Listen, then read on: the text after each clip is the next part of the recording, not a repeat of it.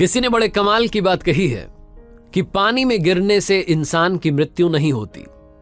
इंसान की मृत्यु तब होती है जब उसे तैरना नहीं आता। परिस्थितियां कभी भी समस्या नहीं बनती। समस्या तब बनती हैं जब उनसे निपटना नहीं आता। नमस्ते दोस्तों, मेरा नाम है आरजे कार्तिक और आपके लिए एक छोटी सी कहानी। ये कहानी एक दिव्यांग राजा की, जिसके राज्य में कहीं कोई समस्या नहीं थी। सब लोग खुश थे, ऊपर वाले को धन्यवाद करते थे कि इतने अच्छे राजा साहब आपने हमारी जिंदगी में भेजे।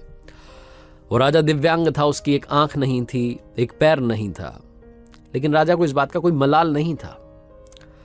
एक दिन राजा अपने महल की गैलरी में घूम रहा था, उस गलियारे में घूम रहा था और पोर्ट्रेट्स देख रहा था। जो शानदार पेंटिंग्स लगी थी उनको देख रहा था।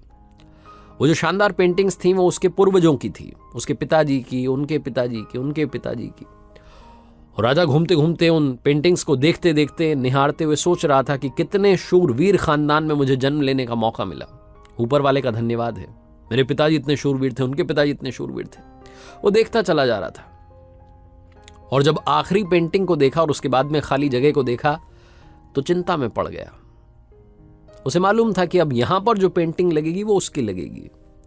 इस बात की चिंता नहीं थी कि वो मरने वाला है या मर जाएगा, मरना तो सबको है। चिंता इस बात की थी कि वहां जो पेंटिंग लगेगी वो कैसी लगेगी। राजा सोचने लगा कि मेरी एक आंख नहीं है, एक पैर नहीं है, इस गलियारे में इतनी शानदार पेंटिंग्स लगी हैं, मेरी वाली सबसे खराब लगेगी, सबसे भद्दी लगेगी। उसके अंदर ही अंदर चिंता होने लगी। तो राजा ने सोचा कि मेरे मरने के बाद में ना जाने कैसी पेंटिंग बने। एक काम करता हूं, मैं जिंदा हूं, इसी बीच में एक शानदार सी पेंटिंग बनवाता हूं ताकि कम से कम ये तो सुकून रहे कि मेरी अच्छी पेंटिंग यहां लगेगी। तो उस राज्य में ऐलान करवा दिया गया, पेंटर्स को न्योता दिया गया कि आप आइए और राजा साहब की तस्वीर बनाइए। शानदार तस्वीर बनाएंगे, शानदार इनाम मिलेगा। पेंटर्स आए, उन्हें मालूम था कि शानदार बनेगी तो शानदार इनाम मिलेगा, लेकिन शानदार बनेगी कैसे?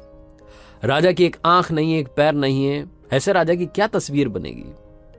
और पेंटर सोच रहे थे कि इनाम की बात छोड़िए, अगर खराब बन गई, राजा गुस्सा हो गया तो सजा मिलेगी।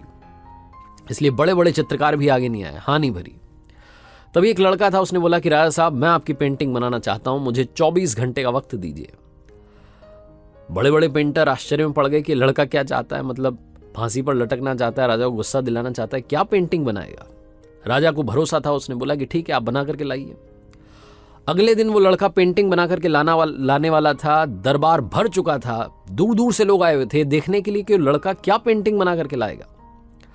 और लड़का जब वो पेंटिंग बना करके लाया राजा की, तो हर कोई ताली बजाने लगा, सीटी बजाने लगा। राजा ने जब वो पेंटिंग देखी तो खुश हो गया। राजा ने सोचा कि वाह, मतलब इससे अच्छी पेंटिंग तो उस गलियारे में नहीं है, ये अब तक की सर्वश्रेष्ठ है।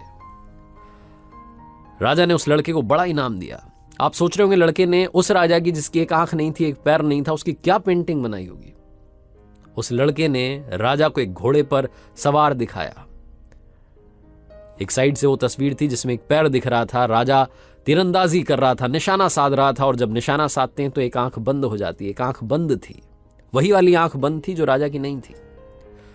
तो इस तरीके से लड़के ने एक आंख बंद कर दी, एक ही पैर दिखाया, राजा को घुड़सवार दिखाया, निशानेबाज दिखाया, और इतनी कमाल की पेंटिंग बनी कि वो अब तक की सर्वश्रेष्ठ थी।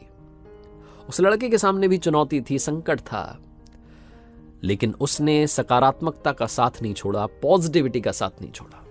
जिंदगी में चाहे जो संकट आ जाए, एक वैक्सीन की डोज हमेशा लगा करके चलिएगा। इसे पॉजिटिविटी की वैक्सीन कहते हैं और इसकी डोज रोजाना लगानी जरूरी है। जिंदगी में चाहे जिस मुकाम पर आप हों, जिस संकट में आप फंस जाएं, जिस भी स्थिति में आप हों, अगर आपने पॉजिटिविटी की वैक्सीन लगा रखी है तो यकीन मानिए आप उस संकट से बाहर निकल आएंगे।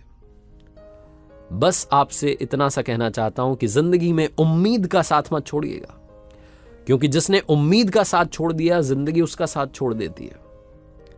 हर पल सकारात्मक रहिए, खुश रहिए, प्रसन्न रहिए, ऊपर वाले के आशीर्वाद के साथ, अपनों के प्यार के साथ और अपनी अच्छी और सच्ची मेहनत के साथ कर दिखाओ कुछ ऐसा कि दुनिया करना चाहे आपके जैसा। याद रखिए, हर सोमवार सुबह 9:30 बजे मेरे साथ देखिए मेरे सोशल मीडिया हैंडल्स पर एक नई कहानी।